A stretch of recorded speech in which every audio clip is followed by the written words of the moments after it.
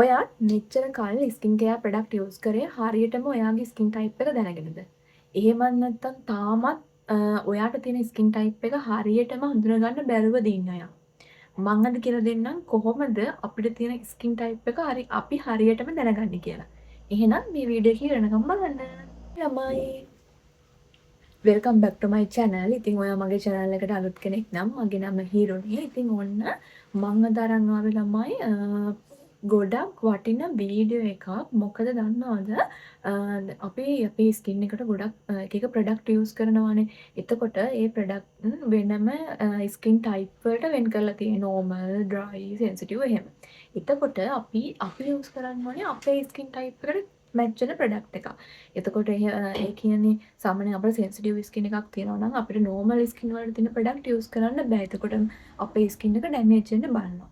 ඒ නිසා අපි යූස් කරන්න ඕනේ හරියට අපේ ස්කින් ටයිප් එක දැනගෙන අපේ ස්කින් ටයිප් එකට මැච් වෙන ප්‍රොඩක්ට් තමයි යූස් කරන්න ඕනේ. එතකොට තමයි අපිට ඒ ප්‍රොඩක්ට් වලින් හොඳ රිසල්ට් එකක් ගන්න පුළුවන්. එහෙම නැතුව ස්කින් ටයිප් එක දන්නේ නැතුව නිකන් ඔහේ අපිට අතට අහු වෙන හැම ප්‍රොඩක්ට් එකක්ම යූස් කරාට අපිට රිසල්ට් එකක් නැහැ. ඉතින් ගොඩක් අය කියනවා අයියෝ ඒකෙන් මට රිසල්ට්ස් නැහැ. ඒක වැඩක් නැහැ.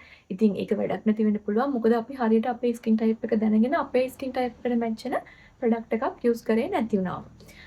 ඔය මං අද කියලා දෙන්නම් කොහොමද අපි අපේ ස්කින් ටයිප් එකට ගැලපෙන ස්කින් ටයිප් එක හොයාගන්නේ කියලා.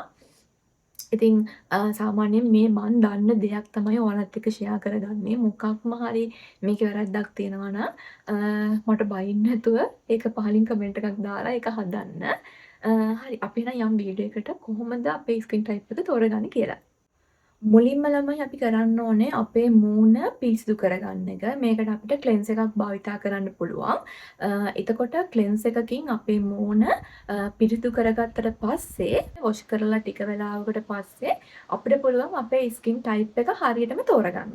ක්ලෙන්ස් එක යූස් කරලා ටික වෙලාවක් යද්දී ඔයාගේ ස්කින් එක ටයිට් වෙලා එහෙම නැත්නම් ස්කින් එකේ ඩ්‍රයි ගතියක් දැනෙනවා නම් ඔයාට තියෙන ළමයි ඩ්‍රයි ස්කින් එක. ළමයි ක්ලෙන්ස් එක යූස් කරලා ටික වෙලාවකට පස්සේ ඔයාලගේ මේ නහය දෙපැත්ත මේ නිකට මේ තැන් ඔයිලි වෙලා තියෙනවා නම් ඔයාලට තියෙන්නේ ඔයිලි ස්කින් එකක්.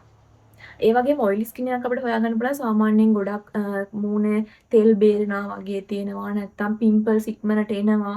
අන්න ඒ වගේ අර ඔයිලි ගතිය තියෙනවා නම් අපිට ඒක නෝමලි හොයාගන්න පුළුවන් ඔයිලි ස්කින් එකක් කියලා. ඉතින් මේකත් ඔයිලි ස්කින් එකක් විදිහට හොයාගන්න පුළුවන් මේ තැන්වල මේ නහය දෙපැත්තේ මේ නිකට හරියේ ඔයිලි ගතිය තියෙනවා නම් ඔයාලට තියෙන ඔයිලි ස්කින් එකක්. ඒ වගේම තමයි ළමයි ඔයාලගේ මේ නළල හරිය ඔයිලි වෙලා මේ කම්බුල් ඩ්‍රයි ගතියක් තියෙනවා නම් එහෙම නැත්නම් කම්බුල් නෝමල් එහෙම කිසිම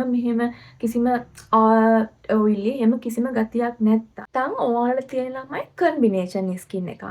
ඒ වගේම ළමයි ඔයාලගේ ස්කින් එකේ කිසිම ඩ්‍රයි ගතියක්වත් ඔයිලි ගතියක්වත් නැතුව ස්කින් එක බැලන්ස් විදිහට තියෙනවා නම් ඔයාලට තියෙන්නේ නෝමල් ස්කින් එකක්. ඒ ළමයි ඔයාලගේ ස්කින් එක ඉක්මනට රතු වෙනවා නම් එහෙමත් නැත්නම් රෙඩ් පැචස් වගේ එනවා නම් නැත්නම් ස්කින් එකේ ඉරිටේෂන් වගේ එනවා නම් ඔයාලට තියෙන්නේ සෙන්සිටිව් ස්කින් එකක්.